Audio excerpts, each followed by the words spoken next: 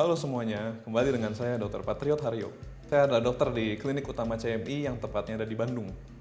Hari ini kita akan mencoba menjelaskan mengenai apa itu sebenarnya penyakit meningitis.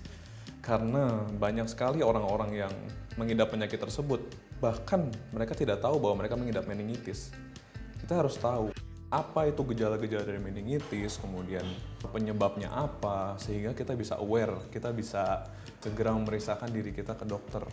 Yang pertama kita harus tahu itu adalah meningen. Apa itu meningen dan itisnya tuh apa sih?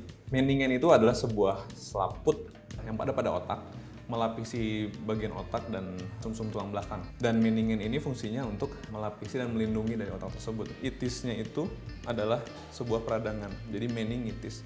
Peradangan pada bagian meningen, selaput otak kalau orang awam tahu. Dari bagian meningen tersebut lapisannya ada 3 ya. Dan dari lapisan tersebut penyebabnya paling sering itu adalah virus, kemudian bakteri, jamur pun bisa. Menyerangnya ke siapa aja sih? Paling sering itu menyerangnya ke orang-orang yang imunnya rendah atau imunitas dari bagian tubuhnya itu kurang kuat. Biasanya ada dasar penyakitnya, contoh seperti tuberkulosis atau TBC yang kita kenal. Kalau orang awam ngomongnya biasanya bronkitis atau paru-paru basah. Lalu untuk penyebab lainnya sendiri, orang-orang yang memiliki penyakit seperti HIV itu kan mereka imunnya rendah. Jadi kalau imunnya rendah, si bakteri ini bisa masuk ke bagian selaput otak atau meningen yang kita sebutnya. Sebenarnya dari otak tersebut sudah ada bariernya. Barier itu adalah fungsi di mana tidak ada bahan-bahan luar yang bisa seenaknya masuk ke otak. Dan itu sudah didesain sama Tuhan yang Maha Kuasa. Ya, dengan adanya barrier tersebut, bakteri, virus seharusnya tidak mudah masuk. Tapi kenapa sih mereka jadi gampang masuk? Ya itu tadi penyebabnya, karena imunitasnya rendah. Makanya bakteri-bakteri tersebut bisa masuk. Paling sering dari TBC. Kenapa dari TBC? Dari orang-orang yang mengidap TBC. TBC itu batuk yang batuk berkepanjangan biasanya sampai 6 bulan. Itu dari paru-paru dia terbawa oleh darah, kemudian dari orang yang imunnya rendah dia bisa masuk ke dalam otak. Sehingga menyebabkan meningitis. Peradangan pada meningen yang disebabkan oleh bakteri TBC. Peradangan meningen yang disebabkan oleh virus. Virusnya apa? Banyak. Nah, untuk pemeriksaannya sendiri dan gejalanya sendiri paling sering itu pertama bisa demam, sakit kepala yang hebat, bukan migrain ya. Hampir mirip sebenarnya sakit kepala migrain dengan meningitis. Cuma kalau migrain itu hanya sebelah, sedangkan kalau meningitis itu sakit kepalanya sangat hebat.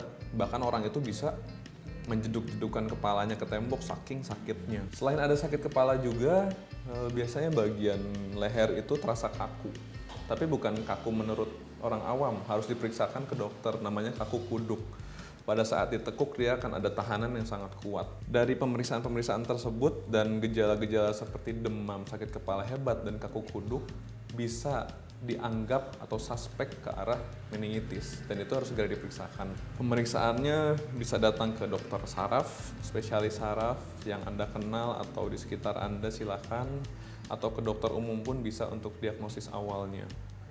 Untuk menegakkan diagnosisnya itu paling sering dilakukan adalah pemeriksaan penunjang seperti lumbar pungsi atau dilakukan MRI dan lain sebagainya. Dan Anda bisa konsultasikan ke dokter Anda, di tempat Anda tentunya. Jadi untuk teman-teman semua yang memiliki gejala-gejala tersebut yang tadi saya sebutkan, sebaiknya segera mengunjungi dokter Anda untuk memastikan.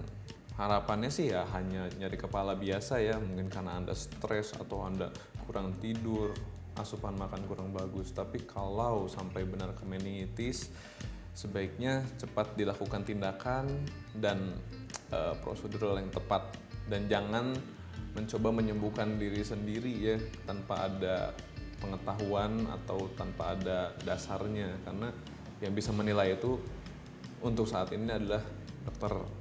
Supaya Anda cepat sembuh, Anda terbebas dari meningitis, hidup bersama orang-orang yang Anda sayangi, dan jangan sampai menyesal nantinya. Dari saya sekian untuk penjelasan mengenai meningitis. Jika ada yang mau ditanyakan lebih lanjut mengenai meningitis, boleh komen di bawah, atau ada kasus yang pernah dialami atau ada teman yang mengidap meningitis, kita akan coba menjawabnya lagi nanti di segmen berikutnya. Semoga informasi ini berguna dan bermanfaat untuk Anda.